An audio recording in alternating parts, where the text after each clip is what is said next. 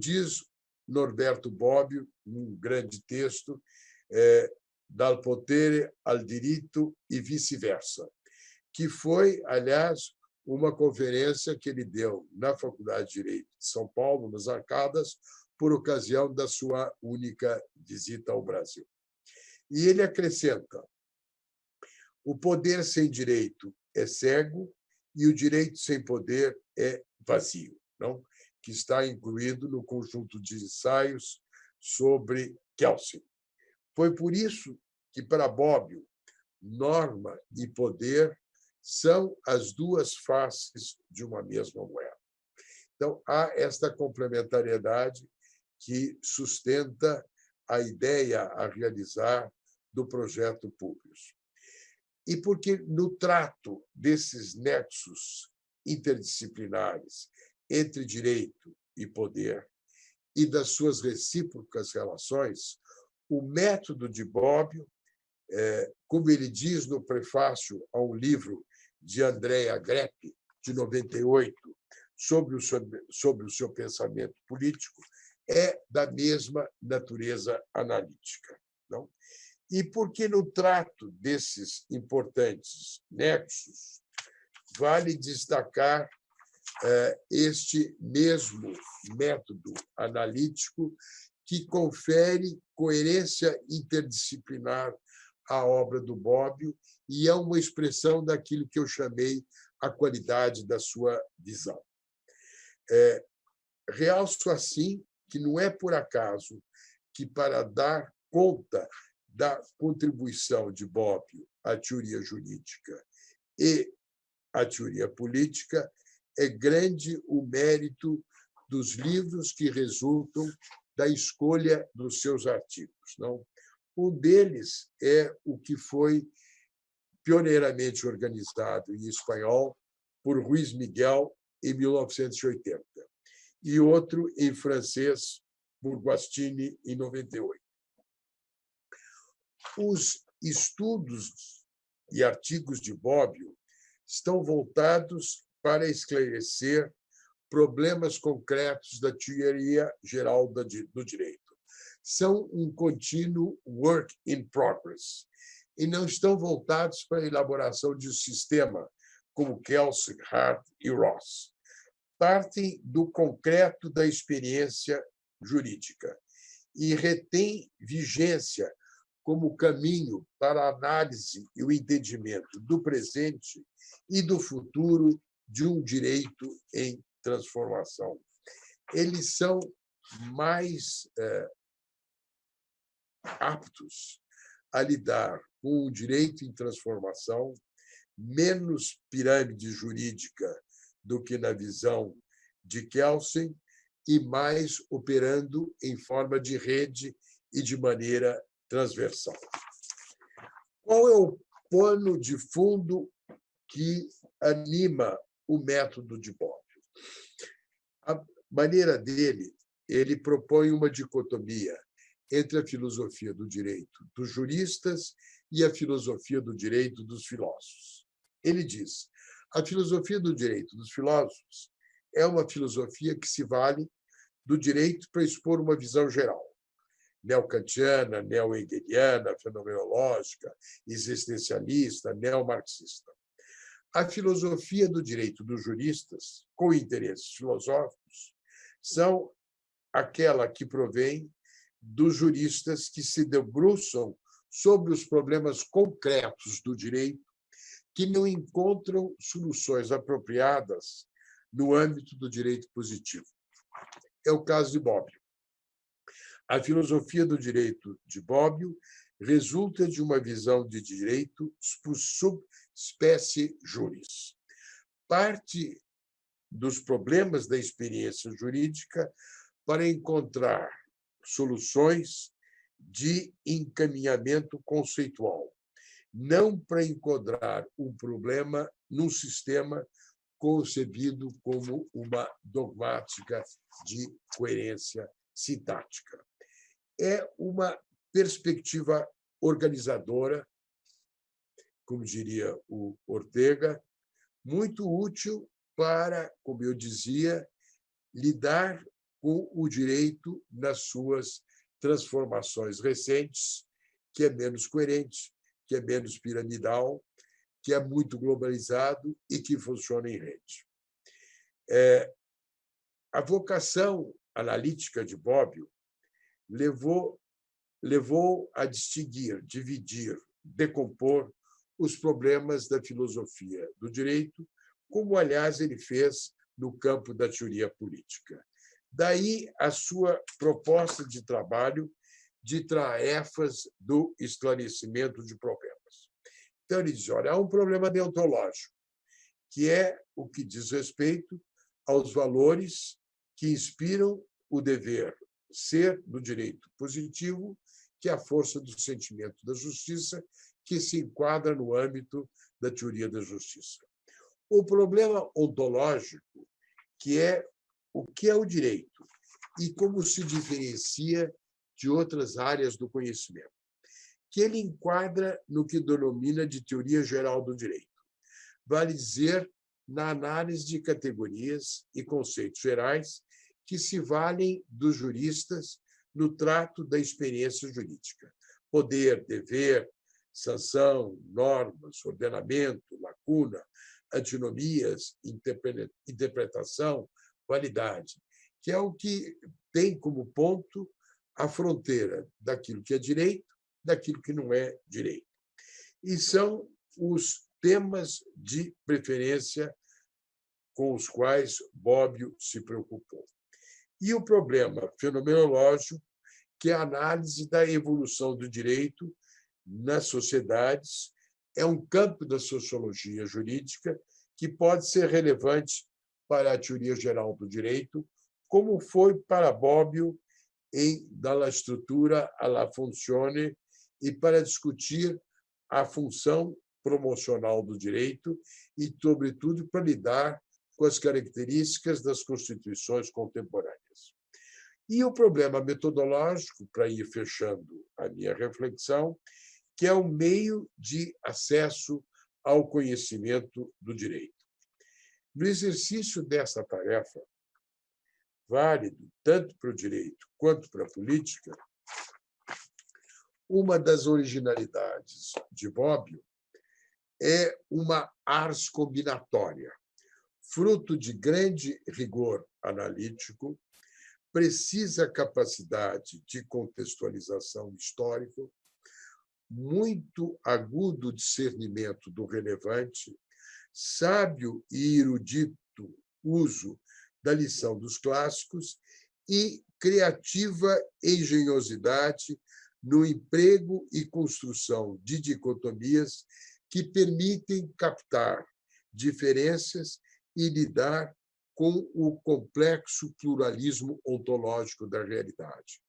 No estudo que vocês vão fazer do elogio da serenidade, todas essas características que eu acabo de destacar estão presentes e elas serão úteis para pensar este pluralismo ontológico complexo da realidade. Eu vou dar 2 exemplos da sua análise do papel da linguagem e do uso das dicotomias no trato do direito como linguagem prescritiva. A primeira delas é a dicotomia comandos e conceitos. E a segunda é a razão no sentido forte e razão no sentido mais fraco, como capacidade de distinguir e de diferenciar. Uma das contribuições mais originais de Bobbio é o texto Comandos e Conceitos. Ele esclarece como opera a vis diretiva da influência na experiência jurídica. Por exemplo, o papel do parecer no direito administrativo, de um conselho fiscal, de uma resolução da ONU, das normas de direito internacional do meio ambiente. O parecer, que é tão usual na nossa prática jurídica, e o seu papel como modo de operar o direito em nosso país. Não? A legal opinion, que combina a doutrina com a análise de um problema e que tem essa dimensão de ser não um comando, mas a vis diretiva do Conselho que influencia. Eu acho que essa é uma das grandes originalidades da obra de Bob. A outra é a análise do raciocínio dos juristas, que assume a forma de uma linguagem prescritiva. O primeiro aspecto que o Bob destaca é diferenciar o raciocínio do legislador, que passa por um juízo político dos valores a serem positivados pelo direito. Não? É o tema do bom legislador, é o tema do tipo de raciocínio do legislador na escolha dos valores por um juízo político a serem positivados pelo direito. O segundo tipo de raciocínio é a do magistrado que aplica a lei. Não é o mesmo, ainda que a interpretação ofereça uma certa latitude. E também a do advogado que sustenta, com base na técnica jurídica, a tese das partes num processo. Não? Todos se valem da razão. Agora, é isso que coloca o problema do tema da razão e do direito. Não? A razão no direito não é a razão no sentido forte, apta a identificar a natureza das coisas como era concebida, vamos dizer assim, por uma vertente importante dos adeptos do direito natural. Não? A natura rerum, que está acessível à razão. Mas a razão na acepção da capacidade de raciocinar e persuadir, recorrendo às regras da lógica, da pragmática e de todas as disciplinas que têm por objeto operações mentais que se inserem no conceito de raciocínio. Não é a razão capaz de lidar com tudo, mas é a razão, vamos dizer assim, que o Herbert Simon, citado por Bob, que foi prêmio Nobel de Economia, falava como bounded rationality, não é a racionalidade limitada pelos seus condicionantes. Eu vou tentar concluir com rápidas considerações sobre Bobbio e a teoria da justiça, que é algo que tem sido menos destacado. Há um curso acadêmico que ele deu em 52, 53, sobre teoria da justiça, cujas apostilas ele nunca quis republicar, mas que foram republicadas posteriormente, em 2012, depois do falecimento dele, com o prefácio de Gregório Pesses Barba. Eu acho que o Bobbio não quis republicar este texto, essas apostilas, porque é uma síntese com análise. E, por ser uma síntese com análise, ele se sentiu menos confortável, não com a análise que fez, mas com a síntese que ele propôs. Ele diz, e esse é o ponto central, lastreado na capacidade de distinguir e diferenciar, que o direito se constitui como ordem, por isso que ele é tão importante no plano internacional. Ele se aperfeiçoa como igualdade, que é um tema recorrente da noção de justiça, não? Que é dar a cada um o que é seu e, enfim, a regra da reciprocidade. E ele se realiza plenamente como liberdade. num mundo que não se apresenta como uma realidade necessária, mas como um conjunto de probabilidades aberto à razão, tal como concebida por Bob. Valores como ordem, igualdade e liberdade não são idênticos nem contrapostos. Têm esferas próprias. E a referência a esferas próprias remete, não neste curso, mas na reflexão da obra do Bobbio, ao Walser, Esferas da Justiça. Daí, aliás, o apreço que tinha Bobbio por Walser, porque a arte de separação, que é uma das propostas do Walser, tanto em matéria de justiça quanto em matéria de liberdade, está em sintonia com a sua própria vocação para dividir e distinguir. Concluo lembrando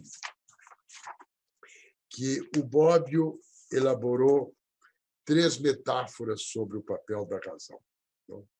Uma delas é a da mosca na garrafa, que é uma coisa extraída de Wittgenstein, dizendo que todos nós estamos mergulhados, estamos presos na garrafa, como a mosca, não sabemos como sair, mas a razão do filósofo sabe o caminho da saída em si. A outra é a do peixe na rede. Então, nós todos estamos colhidos nesta rede do pescador. Nós podemos nos deblaterar, podemos nos resignar, podemos ter angústia existencial, mas é inexorável aquilo que vai acontecer. E a outra é a metáfora do labirinto. Há um labirinto da convivência coletiva. Existem caminhos que não levam a lugar nenhum. E existem caminhos de saída. A tarefa da razão é buscar, no labirinto da convivência coletiva, os caminhos que levam à saída, que eu espero que é o que vocês vão fazer nos estudos que vocês vão desenvolver. Obrigado. Professor Celso Laffer, muito obrigado pela gentileza de suas palavras, nos compartilhando suas reflexões e suas análises absolutamente indispensáveis da obra do professor Norberto Bobbio, que, por sua vez, a partir dessa ideia do labirinto da convivência coletiva, na tentativa de construirmos uma ideia de ordem, igualdade e liberdade, é que esse curso, exatamente, que esse grupo de pesquisa se constitui, numa ideia tanto de uma construção a partir do que Bobbio dizia, da ideia de ontologia, ou seja, que os juristas partem a partir de problemas postos para encontrar soluções, é que este grupo se propõe, até porque nos parece que vivemos exatamente este momento do labirinto, ou quiçá da rede, ou quiçá da garrafa, ou os 3 em conjunto, porque os tempos em que vivemos da jurisdição constitucional brasileira e do Brasil, em todos, nesse conflito, talvez, como Conrad Reza afirmaria, os poderes em nosso país vivem um momento intenso de debate sobre a vontade ou não de Constituição. E esse espaço nos parece que, transportado para a filosofia, é exatamente o que Bobbio nos apresentava na tentativa de construção da ordem, numa ideia de aperfeiçoamento pela igualdade, mas, em especial, na realização da liberdade. E, volta e meia, optamos por abrir mão de uma delas para tentar construir a outra. E este talvez seja o grande engodo que nós temos o risco de cair, não é mesmo, professor? Professor, muito obrigado por sua exposição. Eu quero passar agora a palavra rapidamente ao professor René Sampar, e aí nós vamos abrir a possibilidade de um breve diálogo de algumas perguntas que estão sendo encaminhadas pelo chat. Professor René Sampar, a palavra é sua. Professor Celso Laffer, boa noite. Eu estou aqui como o professor Luiz Henrique Madalena, que eu vou lhe contar um segredo. Eu sou um pouco jurássico com rede social e eu acho que eu mesmo desliguei a minha conexão, mas peguei o celular do amigo aqui emprestado para que eu pudesse estar com o senhor e transmitir essas palavras. Primeiramente, por que nós escolhemos o Elogio da Serenidade? Porque nós escolhemos esse livro. Com certeza pela atualidade dos temas, né? Esse livro publicado pelo Bobbio em 94 e que traz questões absolutamente relevantes como a natureza do preconceito, as questões de racismo, o problema do mal, razão de Estado e democracia.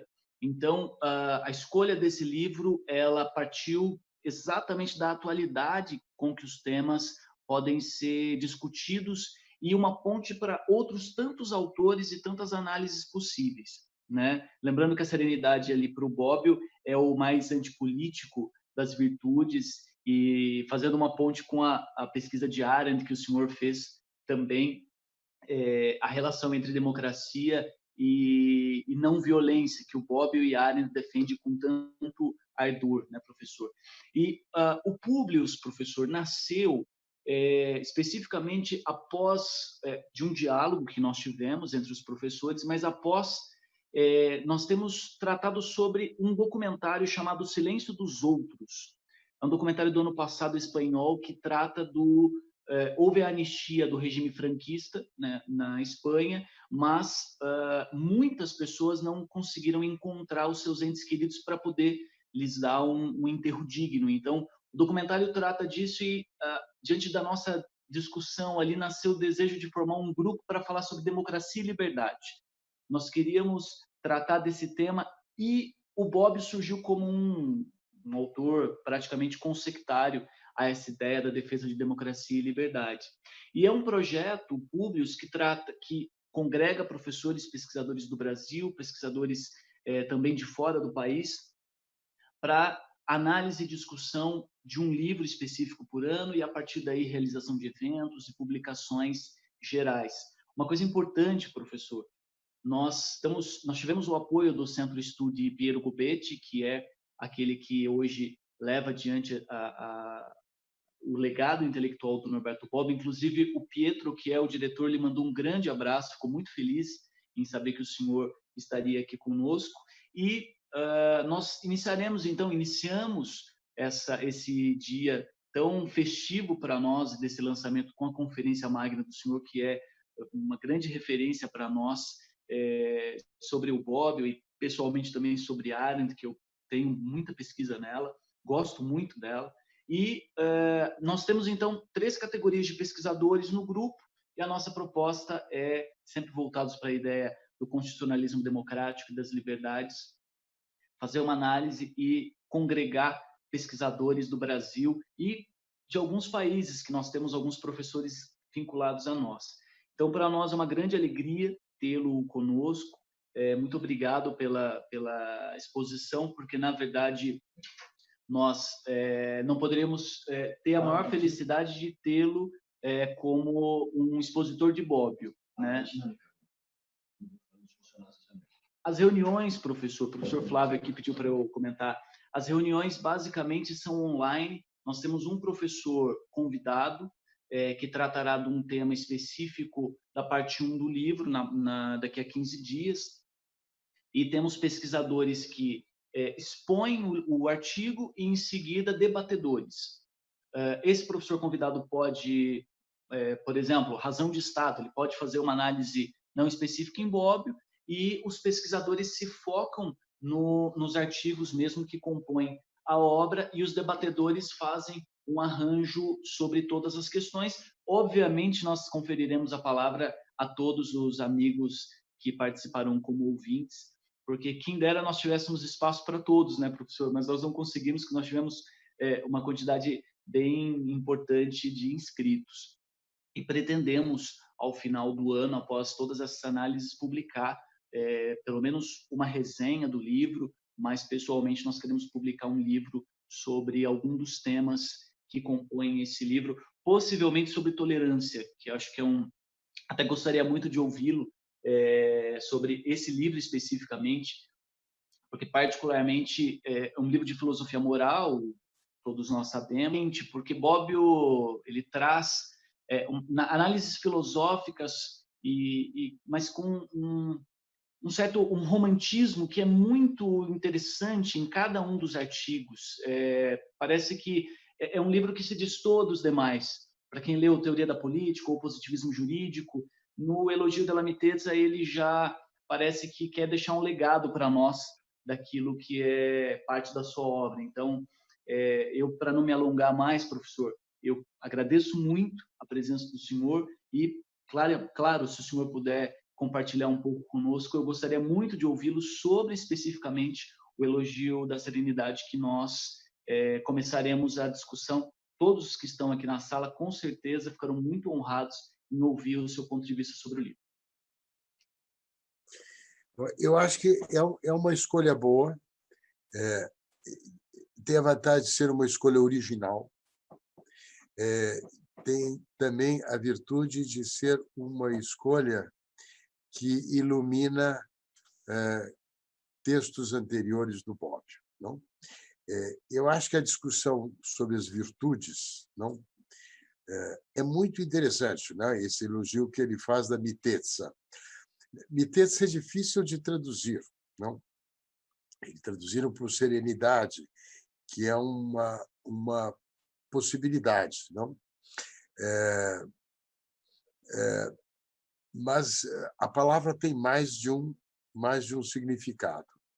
E eu acho que é muito interessante, porque também ele distingue entre aquilo que são as virtudes necessárias para o espaço público e as virtudes do espaço privado, que não são as mesmas.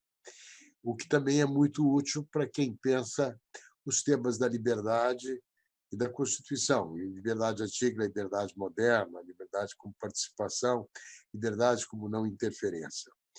Eu acho que a discussão sobre ética e política do livro é extremamente rica. E toda a discussão sobre razão de Estado está na ordem do dia, evidentemente, ainda mais para nós que estamos preocupados na manutenção do Estado democrático, no capítulo da transferência do poder. Não está também muito ligado ao que aparece no futuro da democracia como o problema do poder visível, não? E a contraposição ao poder invisível, ao sotogoverno, não? E ao subgoverno, não? E esse tema de razão de Estado está muito vinculado a isto e é muito relevante o que o livro propõe. Eu acho que a discussão sobre a tolerância é muito importante. Retoma coisas que o Bobbio tinha discutido na era dos direitos, que é o problema da tolerância, e que está na ordem do dia, sobre o problema do discurso do ódio, sobre quais são os limites da liberdade de expressão, cabe ou não esses limites, qual é o dano que causa os escritos de ódio para a convivência democrática. Então, por aí também, eu acho, temos um capítulo muito importante, como também o que ele discute sobre o preconceito, não? As origens do preconceito, a raiz do preconceito, o que isso significa para uma sociedade compatível com aquilo que, enfim, nós aqui do Públio, estou me associando a vocês, aspiramos. Eu gosto muito do texto dele sobre Auschwitz, o problema do mal. E eu acho muito rica a distinção que ele faz entre o mal ativo e o mal passivo, o mal perpetrado e o mal sofrido. Então, você falou aí um pouco sobre Hannah Arendt. Eu, depois que os dois faleceram, achei que devia fazer um casamento dos dois, não? Eles não teriam mais condições de se contrapor a este meu desejo, mas eu acho que, apesar de muitas diferenças, eles têm muitas afinidades, a começar pela tentativa de entender um século de rupturas, e também pelo gosto da lição dos clássicos e enfim, pelo interesse em dividir e diferenciar para entender.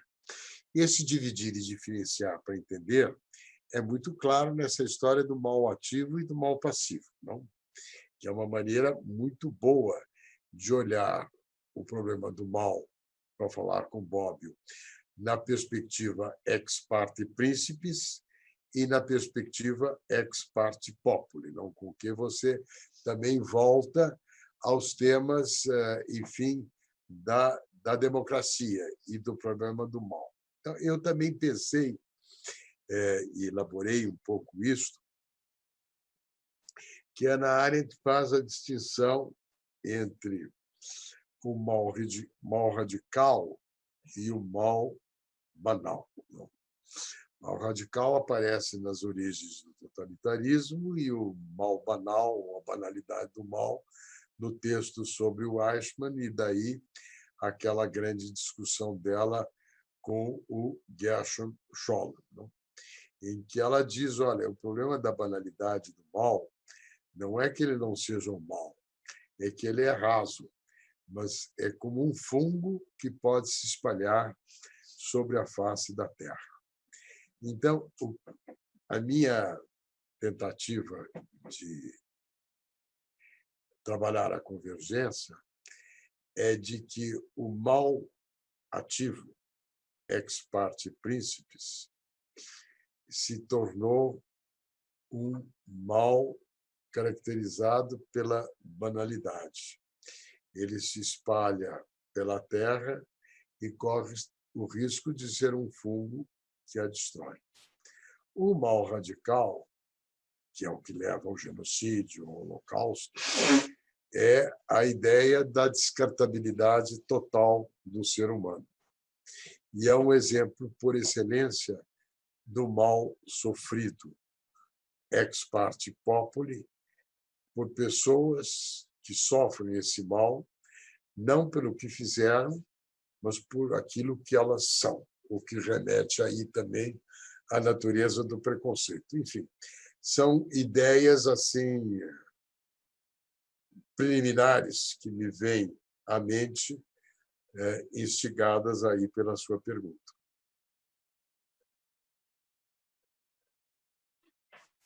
Professor Laffer, já que nós entramos nesse debate, eu me sinto aqui à vontade a propor mais um tema aqui para que nós possamos refletir.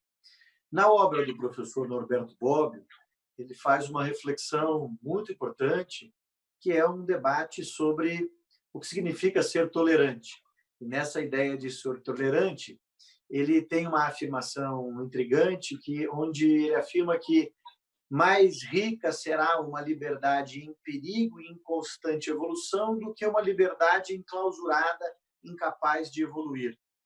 Nesta linha, ele utiliza esse vernáculo para afirmar que, de algum modo, mesmo os discursos que são contra-majoritários, que em alguns momentos possam ser totalitários, não possam ser de pronto reprimidos. Ele dá um exemplo muito duro, que é o exemplo quando ele afirma que se Adolf Hitler tivesse sido preso ou sua obra impedido de ter sido publicada, quiçá não tivéssemos a Segunda Guerra Mundial.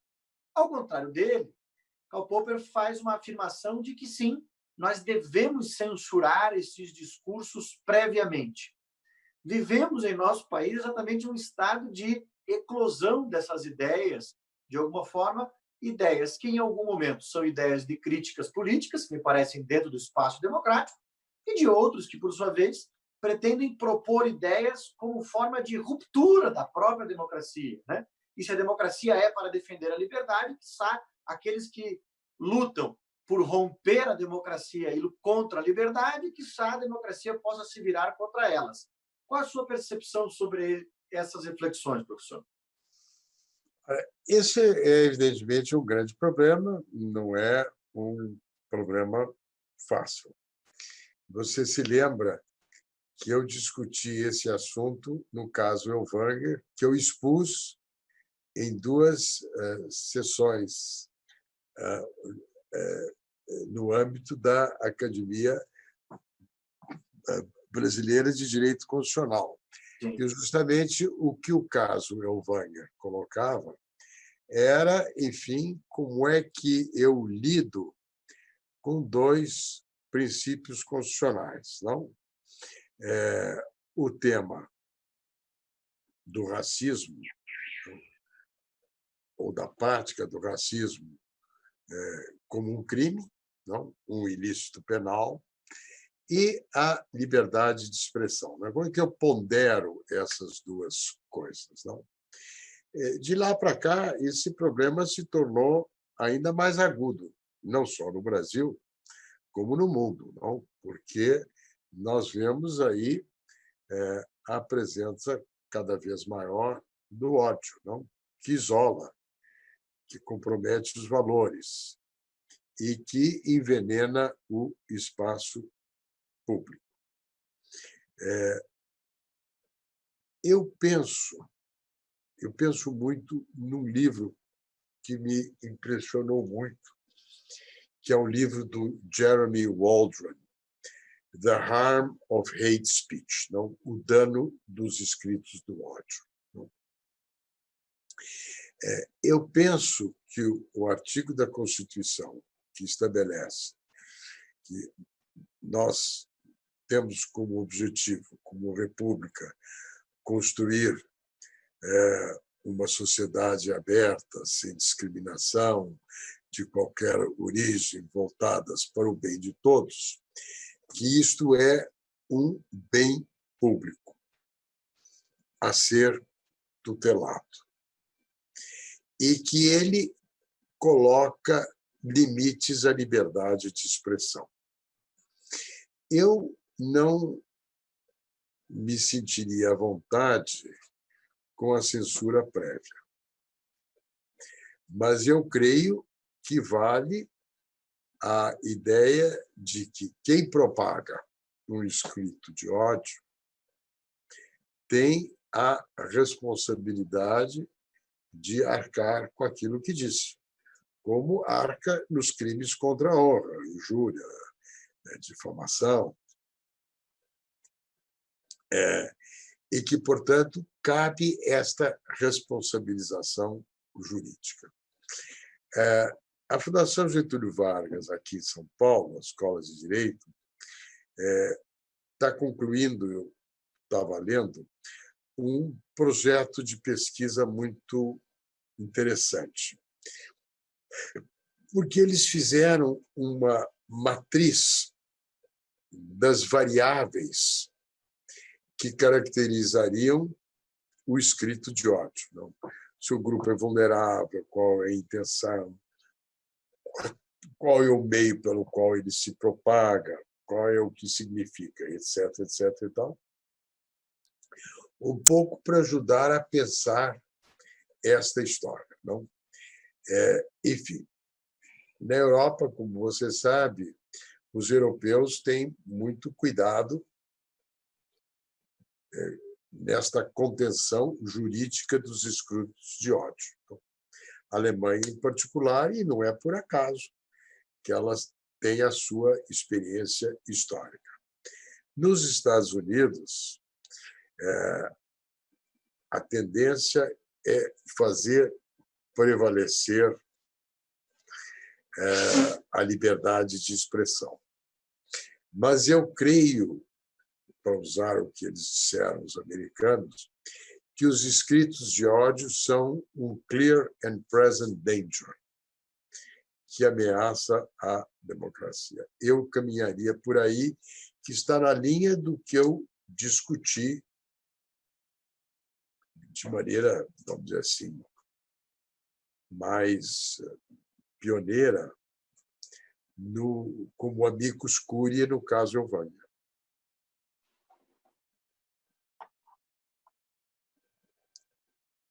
Muito bem. Professor René, deseja fazer mais uma intervenção? Eu gostaria muito, professor, de lhe ouvir, aproveitando a sua gentileza e generosidade, sobre as promessas não cumpridas que o Bobbio afere sobre a democracia. O Zagrebelski, inclusive, que atualizou, acho que vários fizeram isso. O que o senhor pensa especificamente no que toca à educação dos cidadãos, no que toca ao fim dos mandatos imperativos, enfim? O senhor acha que para esse século XXI nós podemos manter as promessas ou, quiçá, atualizá-las? Bom, a minha esperança é que o projeto Publius resolva o assunto e que vocês ajudem a encontrar os caminhos para isso. Mas, naturalmente, o realismo do Bobbio, porque aí o Bobbio, um dos seus estudiosos, diz que o Bobbio tem um coração kantiano e um olhar robesiano. Não?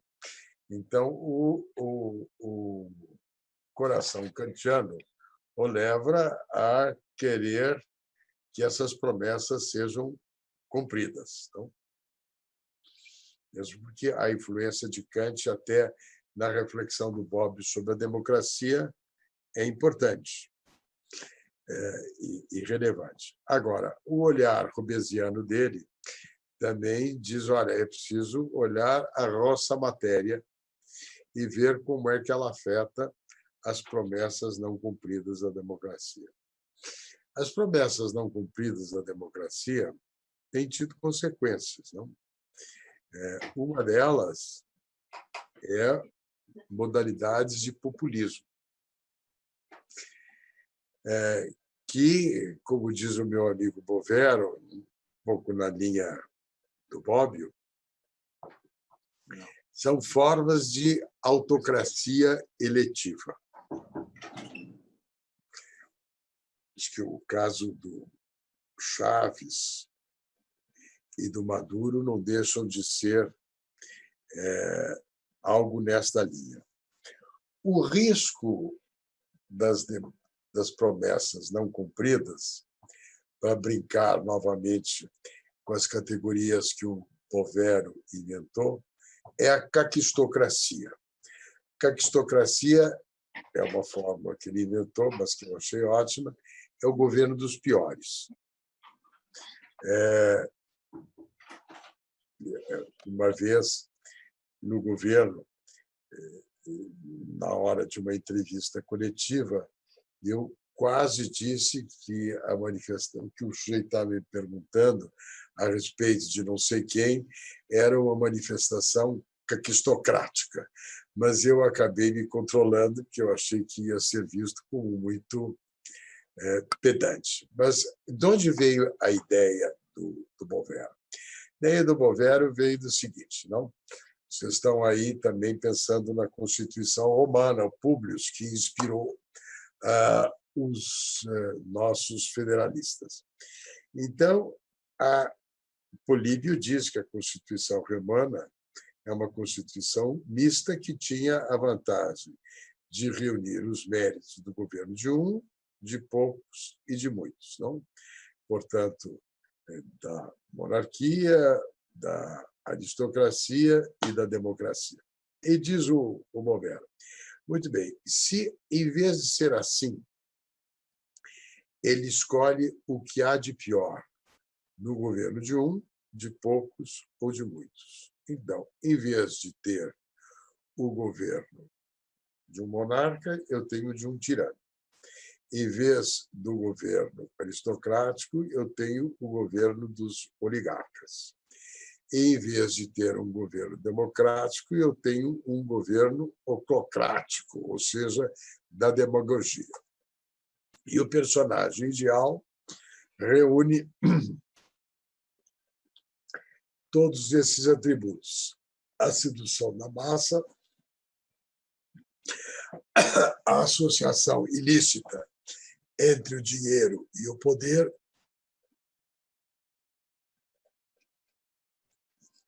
e a vocação para a prepotência. Então, o risco da democracia, das promessas não cumpridas, é o de favorecer a caquistocracia.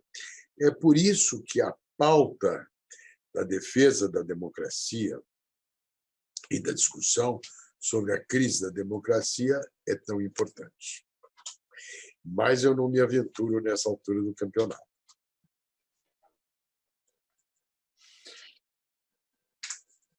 Professor, nesse momento que nós estamos vivendo e nessas crises institucionais todas, o senhor já tratou da ideia da fake news, da responsabilização, desse espaço de liberdade e democracia, e, quiçá, essas suas reflexões sirvam para que nós possamos caminhar. Eu queria encerrar esse primeiro encontro, combinar dentro do tempo que nós combinamos, para dizer que, para a Academia Brasileira de Direito Constitucional, é um prazer enorme tê-lo conosco, professor. Eu queria lhe dizer que, há 20 anos, quando nós começamos esse projeto, há exatos 20 anos, completamos hoje, nós tivemos a sorte de, nas palavras, talvez, de Galbraith, de cooptarmos algumas pessoas de muito valor. Hoje, quando o senhor se refere que, por sua vez, faz parte do Grupo Publius, isso enriquece a todos nós e faz com que nós acreditemos que estamos no caminho certo. E eu vos agradeço muito pela gentileza da disponibilidade do tempo, gentileza da disponibilidade do conhecimento e de estar conosco, acreditando nesse projeto que se reconstrói, mesmo com 20 anos de história, tentando aqui criar um espaço novo e que deu certo. Hoje temos exatos 100 pesquisadores cadastrados, que serão divididos em 3 categorias, vão receber cada qual as mensagens na classificação de cada qual, em razão dos seus currículos na próxima semana já.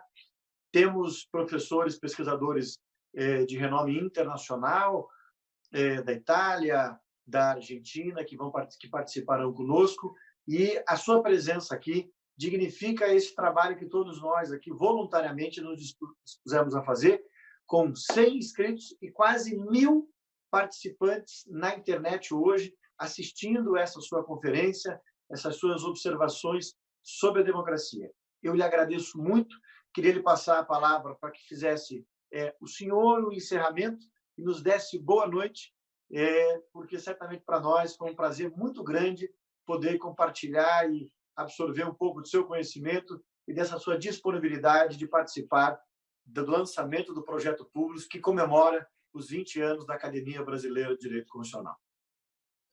Carlos Flávio, queria agradecer a você, também ao René, a oportunidade de estar com vocês, de poder, enfim, compartilhar temas de preocupação comum e de ver como a obra de Bobbio será um estímulo e uma instigação para a nossa busca de caminhos no labirinto da nossa convivência coletiva.